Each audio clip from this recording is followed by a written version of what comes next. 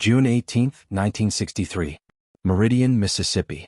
9:47 p.m. James Robert Tucker walks out of Mt. Zion Methodist Church. 24 years old. Civil rights worker. 3 blocks to home. He never arrives. His car sits untouched outside the church. Engine cold. Keys in his pocket. His jacket hangs on a chair inside the meeting room. His coffee cup still warm on the table. The walk should take 7 minutes. Maybe 8 if you stop to talk. Tucker doesn't stop. Witnesses see him heading north on Clayton Street. Steady pace. Purposeful stride. Then nothing. No body. No blood. No witnesses to what happened next. Just a man who existed at 9:47 and didn't exist at 9:54. 3 blocks. 7 minutes. 60 years of silence. For 6 decades, those 3 blocks held a secret that would shake a community to its core. Before we uncover what happened to James Tucker, let me know, where are you watching from?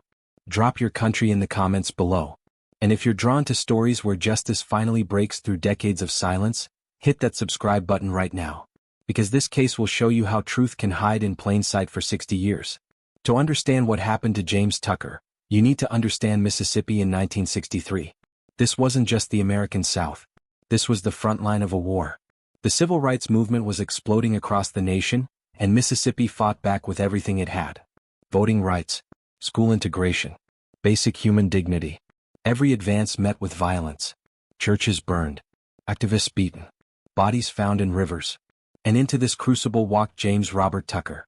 Born in Chicago, 1939. Grew up in a working-class neighborhood on the South Side. His mother, Dorothy Tucker, worked as a nurse. His father died when James was 12. James became the man of the house early. Protective of his younger brother, Michael. Studious. Serious. The kind of kid who read the newspaper at breakfast and asked questions nobody wanted to answer. He attended Roosevelt University studying sociology. But classrooms felt insufficient. He wanted action. Real change. When the call came for volunteers to help with voter registration in Mississippi during Freedom Summer, James didn't hesitate. His mother begged him not to go. "Mississippi will kill you," she told him. "They kill people like you down there." James smiled. Kissed her forehead. "That's exactly why I have to go, Mama." He arrived in Mississippi in May 1963. Stationed in Meridian, a city of 41,000 people where black residents outnumbered white residents but couldn't vote, couldn't eat at most restaurants, couldn't use public facilities, couldn't exist as full citizens in their own country. Tucker threw himself into the work. Voter registration drives. Teaching literacy classes so people could pass the deliberately impossible voting tests. Organizing community meetings. Building networks of resistance. His letters home paint a picture of a man both terrified and exhilarated. June 15, 1963. 3 days before he disappeared. Tucker writes to his mother. "Things are tense here, Mama. We're followed everywhere. Cars slow down outside where we're staying. Phone calls in the middle of the night, nobody on the other end. Some of the white folks look at us like we're animals. But the people we're helping, they're so brave. They're risking everything just to register to vote. How can I leave them? We're making progress. I can feel change coming." Change was coming. But not the kind James Tucker expected. His roommate at the boarding house, a fellow organizer named David Mills, remembers Tucker as quietly fearless. James didn't shout or make speeches, Mills recalled decades later. He just did the work. Every single day. He believed in America more than America believed in him. James Robert Tucker believed he was building a better future. He had no idea he was walking into a trap that would take 6 decades to spring open. Let's reconstruct James Tucker's final documented hours. Minute by minute. Because somewhere in these details lies the answer to how a man vanishes in 7 minutes. 6:30 p.m. Tucker eats dinner at Mrs. Eloise Washington's boarding house on 22nd Avenue. Fried chicken, collard greens, cornbread.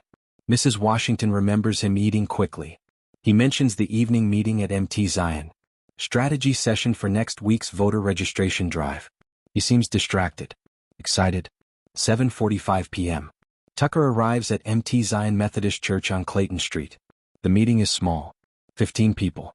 Mix of local activists and out-of-state volunteers. They discuss logistics. Who covers which neighborhood? How to handle police interference. How to protect each other. 9:30 p.m. Meeting winds down. Tucker is animated. Optimistic. He's made progress with 3 families this week. People who were afraid to register are changing their minds. 9:47 p.m. The meeting ends. Tucker shakes hands with Reverend Marcus Davis. "See you Sunday," Tucker says. He walks out the front door of the church into the warm Mississippi night. Multiple witnesses see him heading north on Clayton Street toward Mrs. Washington's boarding house. He's wearing dark slacks, a white button-down shirt, brown shoes. He's carrying a notebook. Walking alone. 3 blocks. Straight shot. Well-lit street. Residential neighborhood. 9:54 p.m. Mrs. Washington, waiting up for Tucker, hears a car engine. She goes to her front window. Sees headlights at the far end of Clayton Street, near the church. The car slows. Then accelerates suddenly. Speeds away. She assumes it's nothing. White folks driving through, trying to intimidate. Happens all the time. 10:15 p.m. Tucker hasn't arrived home. Mrs. Washington grows concerned. He's never late. Never. The boy is punctual to a fault. 10:45 p.m. She walks to MT Zion. Finds Reverend Davis locking up. "Have you seen James?" "No. He left over an hour ago." They search Clayton Street together. Call his name. Check alleys, yards, doorways. Nothing. 11:30 p.m. They contact other organizers. Organize a wider search. Check the hospital. Check the jail. Check everywhere. Midnight. Local police are contacted. Officer Raymond Skinner takes the report with visible disinterest. "Probably just ran off," he says. "These outside agitators do that." 1 a.m. FBI field office in Jackson receives notification. File opened. Low priority. James Robert Tucker has been missing for 3 hours. Somewhere in those 7 minutes between 9:47 and 9:54, James Tucker crossed from the living world into legend. The investigation into James Tucker's disappearance was doomed from the beginning. Not because evidence didn't exist, but because nobody with power wanted to find it. June 19th. Day 1. Meridian Police Department assigns Detective Curtis Brennan to the case. Brennan is 53 years old. Born and raised in Mississippi. Segregationist. Member of the White Citizens Council. He makes no secret of his contempt for outside agitators stirring up trouble. His investigation consists of walking Clayton Street once. Asking 2 residents if they saw anything. Both say no. Case notes describe Tucker as transient and likely departed area voluntarily. No roadblocks established. No canvassing of nearby homes. No interrogation of known segregationists who've made threats against civil rights workers. Tucker's car sits untouched for 3 days before anyone thinks to examine it for evidence. By then, any fingerprints, any trace evidence, any clues, compromised or destroyed. The FBI involvement is marginally better, but not much. 2 agents arrive from Jackson on June 20th. They conduct interviews. File reports. But there's no urgency. Freedom Summer is overwhelming law enforcement with incidents. Tucker is one of dozens of activists threatened, harassed, or attacked. Resources are limited. Leads are inconclusive.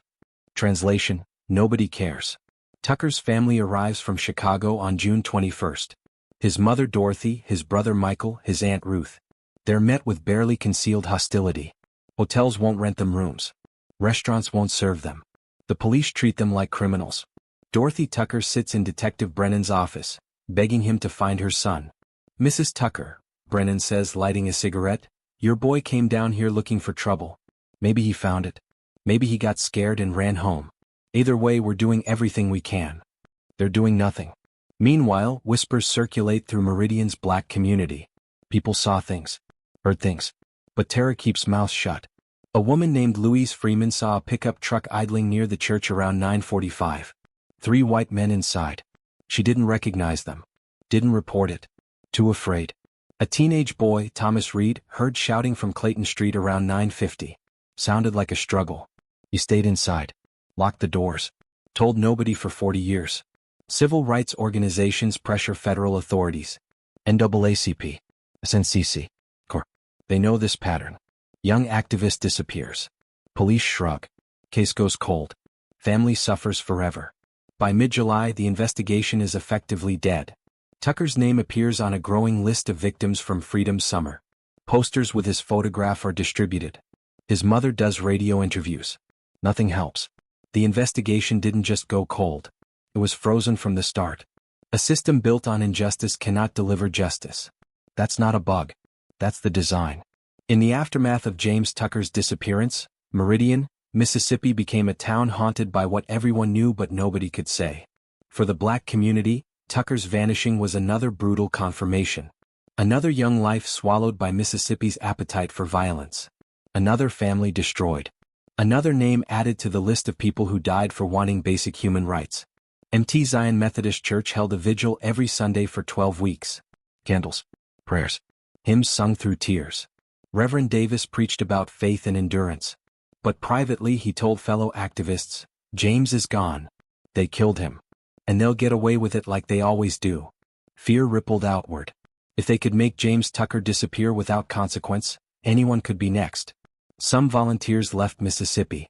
Others stayed but moved in groups, never alone. Trust disintegrated.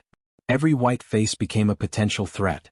Every car slowing down, every stranger asking questions. Danger. Tucker's mother stayed in Meridian for 6 weeks, searching. She walked Clayton Street every day. Knocked on doors. Showed photographs. Begged for information. Most people looked away. A few whispered sympathies. None provided answers. She returned to Chicago in August, broken. She would make 17 more trips to Mississippi over the next 20 years. Each time she aged a decade. Meanwhile, white Meridian existed in parallel reality. For most, Tucker's disappearance was barely acknowledged. The Meridian Star newspaper gave it 3 paragraphs on page 7. Local conversation either ignored it or justified it. Those people come down here from up north trying to change our way of life. What did they expect would happen?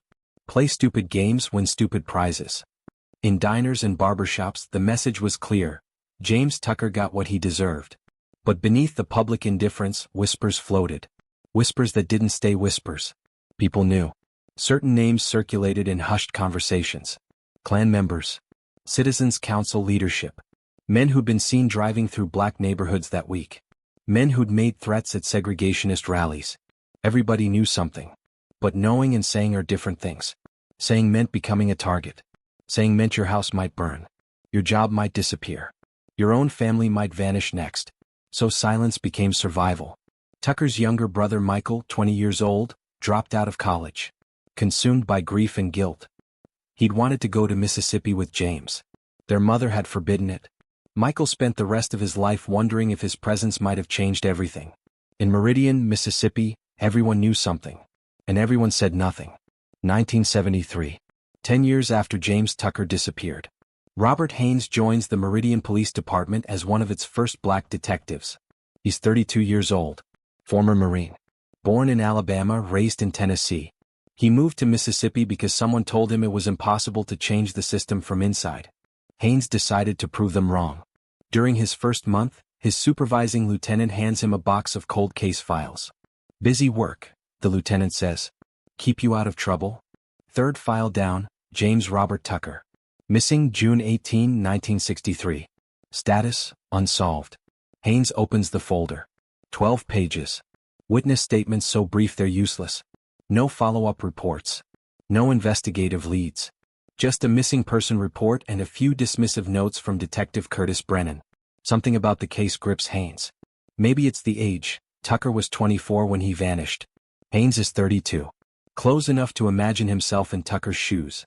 Maybe it's the obvious cover-up. Maybe it's the injustice so blatant it feels like a wound. Haynes starts his own investigation. Quietly. Off the books. He knows asking too many questions will make him a target. He tracks down witnesses from 1963. Most are afraid to talk. Some have died. A few, after establishing trust, share fragments. The pickup truck. The shouting. The men who bragged about handling outside agitators. Haynes creates his own case file. At home in his garage he builds a timeline on cardboard sheets. Photographs. Maps. Names of suspected Klan members active in 1963. He cross-references Citizens Council membership with vehicles registered in 1963. Patterns emerge. His wife, Carol, worries constantly. "They'll kill you for this," she tells him. "You know they will." Haynes can't stop. The case becomes an obsession. He works it during vacations. Weekends. Late nights after his official shift ends. He interviews retired FBI agents. Requests archived documents. Slowly, piece by piece, he assembles a picture of what likely happened. But likely isn't proof. And the men he suspects, powerful men, respected men, are untouchable. 1989. Haynes makes a formal request to reopen Tucker's case. Denied. Insufficient new evidence. 1995. Haynes retires after 22 years on the force. His garage case file has grown to fill 3 filing cabinets. Hundreds of pages. Thousands of hours. He doesn't stop. Retirement means more time. He expands his investigation. Contacts Tucker's surviving family. Builds relationships with journalists covering civil rights-era cold cases. His obsession costs him. Friends drift away. His health deteriorates. But he can't let go. Robert Haynes would chase James Tucker's ghost for 30 years before the ghost finally turned around. Between 1963 and 2020, James Tucker's case experienced cycles of hope and devastation. Each time, the pattern repeated. New lead emerges, investigation reignites, media covers it, nothing comes of it. Hope dies again. 1967. A body is discovered in the Chunky River, 40 miles from Meridian. Badly decomposed. Male. Approximate age match. Tucker's family is notified. They travel to Mississippi. Forensic examination reveals the body is not Tucker. Wrong height. Wrong dental records. The family returns to Chicago, shattered. 1978. A Klan member named Vernon Coggins dies of lung cancer. On his deathbed, he tells his daughter, "I did things. Terrible things." The Chicago boy. He dies before finishing the sentence. His daughter contacts police. Investigation leads nowhere. Coggins' associates all deny knowledge. No corroboration exists. 1985. FBI conducts a comprehensive review of Freedom's summer cold cases. New agents, fresh perspective. They interview dozens of witnesses. Re-examine evidence. Generate 500 pages of reports. Conclusion: insufficient evidence to pursue prosecution. Case remains cold. 1999. An anonymous letter arrives at the Meridian Police Department. James Tucker is buried on the old Henderson farm, Route 45, 3 miles south of town. Ground-penetrating radar teams scan the property. Cadaver dogs search. Nothing. The letter is either a cruel hoax or bad information. 2008. Dorothy Tucker dies in Chicago. 84 years old. She never learned what happened to her son. Her obituary lists James as predeceased. Missing since 1963. At the funeral, Michael Tucker, now 65 years old, stands at his mother's casket. She died not knowing, he tells mourners. That's what they took from her. Not just her son. Her peace. 2015. A documentary filmmaker explores Tucker's case.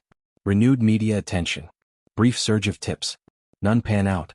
Detective Robert Haynes, now 74, maintains his garage case file. But even his hope dims. He's followed every lead. Interviewed everyone alive. The men he suspects, most are dead. The few still living are too old to prosecute effectively. Time is the perfect accomplice. Memories fade. Witnesses die. Evidence deteriorates. Documents get lost. And the truth gets buried deeper every year. By 2020, James Tucker's case was less a mystery than a memorial. Remembered but unsolvable. A ghost story Mississippi told itself to avoid accountability. 60 years without answers does something to a family. It metastasizes. Becomes its own entity. A wound that never closes because there's nothing to close around. James Tucker's family carried him like a weight. Not just grief. Grief eventually transforms, settles, becomes part of your landscape. This was different. This was suspended animation. Permanent uncertainty. Michael Tucker raised 3 children who never met their Uncle James. But they knew him. God, did they know him? The story was told at every family gathering. The missing uncle.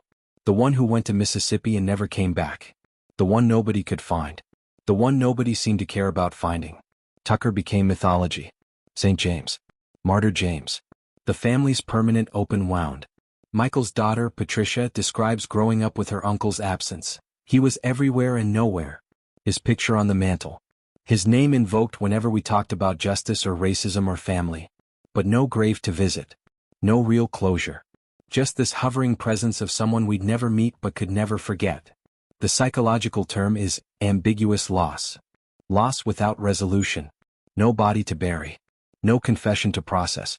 No justice to honor memory. It's the kind of loss that prevents healing because you can't grieve what hasn't been confirmed. The Tucker family developed patterns. Hypervigilance. Difficulty trusting authority. A bone-deep understanding that systems designed to protect people can also destroy them. These patterns passed down. Generation to generation. Trauma as inheritance. Detective Robert Haynes suffered his own toll. In 2019, at age 78, he has a stroke. Severe. His right side partially paralyzed. His speech slurred. His daughter, Monica, discovers his garage case file while helping him recover. 3 filing cabinets full. Decades of work. Maps covering the walls. Photographs. Timelines. Obsession made tangible. She's shocked. Dad, I had no idea. Haynes, struggling to speak clearly, couldn't let it go. That boy deserves justice. Monica contacts a journalist friend. Maybe publicity will shake something loose. Maybe after all these years someone will talk. 3 generations grew old waiting for one answer. What happened to James Tucker on June 18, 1963? February 2021.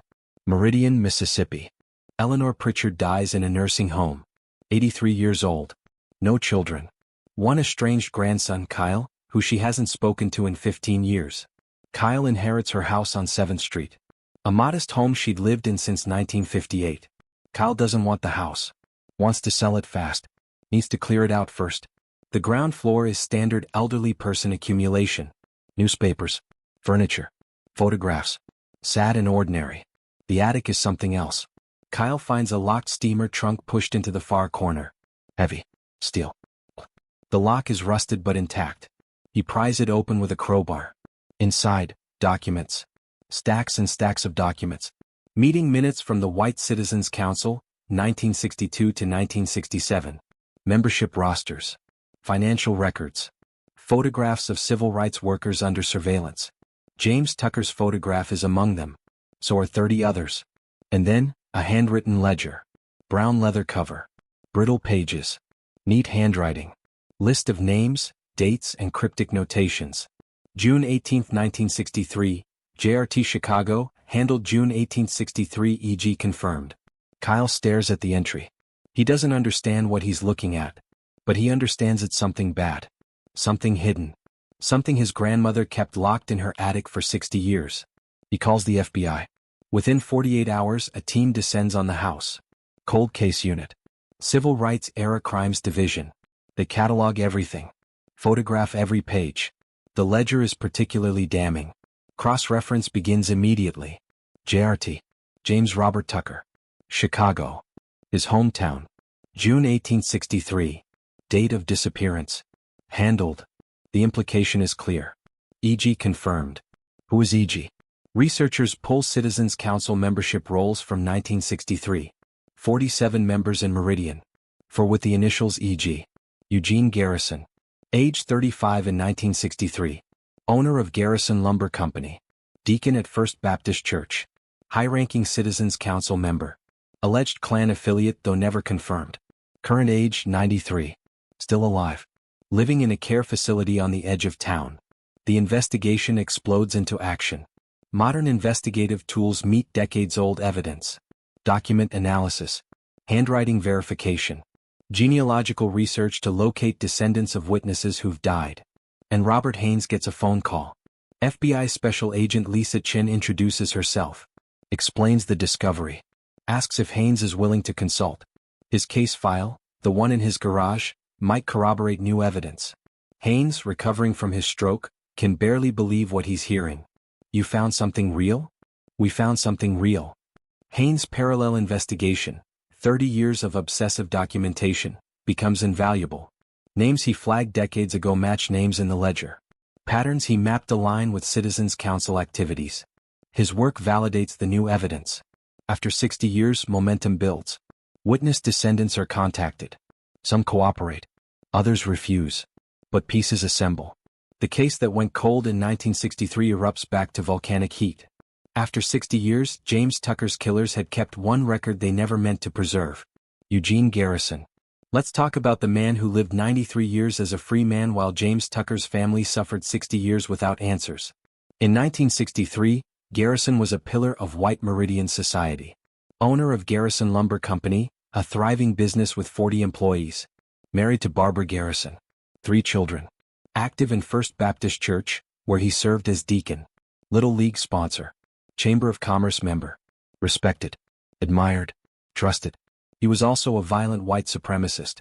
Garrison joined the White Citizens Council in 1957, shortly after Brown v. Board of Education. The Citizens Council presented itself as the respectable resistance to integration. No hoods. No burning crosses. Just businessmen and politicians using economic pressure and legal maneuvering to preserve segregation. But beneath the suits and ties, the violence was identical. Garrison was photographed at segregationist rallies. He spoke publicly against integration, using coded language about preserving Southern culture. He donated money to political candidates who promised to fight civil rights legislation. And according to multiple sources, he coordinated with the Ku Klux Klan. FBI surveillance documents from the 1960s, newly unsealed, placed Garrison at locations where known Klan activities occurred. A barn burning in 1962. A cross burning in 1964. He was never arrested. Never charged. Evidence was always insufficient. The ledger found in Eleanor Pritchard's attic changes everything. Eleanor Pritchard was Garrison's secretary from 1960 to 1968. She kept records. Minutes from meetings. Financial transactions. And apparently, a ledger of activities. Why did she keep it? Investigators theorize she was either complicit or terrified. Maybe both. She never married. Never had close relationships. Lived alone for 53 years until moving to the nursing home. The locked trunk in her attic suggests she knew the documents were dangerous. But she didn't destroy them. Perhaps insurance. Perhaps guilt. We'll never know. The investigation into Garrison expands rapidly. Agents track down children of deceased Klan members. Some, now elderly themselves, finally talk. Fear has diminished. Moral reckoning has come. A man named Carl Ritter, 89 years old, terminally ill with pancreatic cancer, provides a statement in exchange for immunity. He was Klan. Active during Freedom Summer. He names Garrison as a coordinator. Ritter's statement describes how problems were handled. Civil rights workers were surveilled. Information was gathered. Then, in select cases, people disappeared. James Tucker, according to Ritter, was grabbed by 3 men as he walked home from Mt. Zion Church. Forced into a pickup truck. Driven to a remote location outside town. They interrogated him about activist plans. About other organizers. About the next week's registration drive. Tucker refused to talk. They beat him. Still refused. So they killed him. Ritter claims he wasn't present for the killing. Only heard about it afterward. From Garrison, who described it casually over coffee like discussing a business transaction. Tucker's body, according to Ritter, was disposed of in a location he can't, or won't, remember. Could have been the river. Could have been a quarry. We made a lot of people disappear that summer. FBI agents bring this evidence to Eugene Garrison's care facility. He denies everything. Eugene Garrison lived 93 years as a free man. That was about to end. December 3, 2023. 6 a.m. Police vehicles surround Meridian Gardens Care Facility. FBI agents. County sheriffs. Media trucks arrive within minutes, alerted somehow. Inside, Eugene Garrison is arrested. He's 93 years old. Wheelchair-bound. Oxygen tank. Thin white hair. Liver-spotted hands. The face of harmless elderly decline. He's charged with kidnapping and murder in the death of James Robert Tucker. Garrison says nothing during the arrest. Stares ahead. Expressionless. His lawyer arrives within the hour, already preparing a defense based on age, health, lack of physical evidence. The arrest shocks Meridian. For many residents, especially older white residents, Garrison was a respected businessman. Dead for years in their minds, if they thought of him at all. Now suddenly he's front-page news. A murderer. A civil rights-era killer. Reactions split along predictable lines. Tucker's family releases a statement. After 60 years, we finally have a name. We finally have acknowledgement. James didn't run away. He didn't abandon us. He was murdered for trying to help people vote. Garrison's family, his surviving daughter and grandchildren, released their own statement. They claim persecution. Our grandfather is a frail elderly man being subjected to a political witch hunt based on flimsy evidence and the testimony of criminals seeking immunity. The legal proceedings are brief. Garrison's health deteriorates rapidly after arrest. His lawyers file motions for dismissal based on his inability to stand trial. Doctors evaluate him. The legal machinery grinds. But something shifts in Meridian. Conversations that were never spoken aloud suddenly happen. People who didn't know, suddenly remember things. The silence that protected men like Garrison for 60 years begins to crack. A memorial service is organized for James Tucker. February 2024. Mt. Zion Methodist Church. 61 years after he disappeared. Hundreds attend. Civil rights veterans. Tucker's extended family. Community members. Activists. Politicians offering speeches about justice and remembrance. Detective Robert Haynes attends in his wheelchair. He's 78. Speech still slurred from the stroke. But he's present. Patricia Tucker, James's niece, approaches Haynes after the service. They've never met. "Thank you," she says. "You never stopped looking." Haynes, struggling to speak clearly, "Your uncle deserved better. I'm sorry it took so long. You gave us the truth. That's everything." April 27, 2024. Eugene Garrison dies in custody. Heart failure. He was 94 years old. He never confessed. Never expressed remorse. Never provided information about Tucker's burial location. He died without facing trial. Legal resolution remained incomplete. But historical resolution was clear. Eugene Garrison kidnapped and murdered James Robert Tucker on June 18, 1963. The evidence proved it. The record showed it. Eugene Garrison took his last breaths in a jail cell. James Tucker finally had a name for his nightmare. James Robert Tucker's body was never recovered. That wound remains open. His family has answers but no grave. No place to visit. No physical location where they can say goodbye. Searches continue sporadically. Quarries, rivers, wooded areas outside Meridian. Based on Ritter's vague information and other tips that emerge after Garrison's arrest. Nothing found. Perhaps Tucker's remains are gone. 60 years is a long time. Perhaps they're still out there waiting. But his family has something they didn't have before. Validation. Acknowledgement. Official recognition that James didn't abandon them. He was murdered. By specific people. For specific reasons. That matters more than most people realize. Michael Tucker, James's brother, dies in December 2024, 8 months after Garrison's death. He's 81. In his final weeks, he tells his daughter Patricia, "I can let go now. I know what happened. I know James didn't leave us. He was taken." The case reveals uncomfortable truths about justice, memory, and accountability. How many other Freedom Summer victims remain unsolved? Dozens. How many perpetrators died without facing consequences? Hundreds. How many communities harbor terrible secrets locked in attics and buried in silence? More than we'll ever know. The FBI's Civil Rights Era Cold Case Initiative continues. New cases reopened. New evidence examined. Sometimes breakthroughs happen. Often they don't. But the effort matters. Detective Robert Haynes finally closes his garage case file. 30 years of obsessive documentation. He donates it to the National Civil Rights Museum. Let it be preserved. Let future generations understand how hard truth fights to be heard. Consider what changed to make this resolution possible. Kyle Pritchard's willingness to report what he found rather than destroy it. New investigative tools. New cultural willingness to confront historical racism. New generation of investigators who prioritize civil rights era justice. But also consider what didn't change. Resistance to these investigations still exists. Many perpetrators die unpunished. Truth comes too late for direct victims. Dorothy Tucker died never knowing. Michael Tucker barely lived to know. Eugene Garrison escaped trial. Justice delayed is justice denied. That's not just a saying. That's lived reality for families waiting decades for answers. But sometimes, even late, truth finds its way home. James Robert Tucker was 24 years old when he died. Full of hope. Full of courage. Fighting for a better world. His life mattered. His death mattered. His memory matters. He walked 3 blocks and disappeared for 60 years. Now we know why. Now we say his killer's name. Now we remember James Robert Tucker not as a case number. Not as a statistic. Not as a symbol. As a man who deserved better. And finally, 60 years late, received a measure of justice.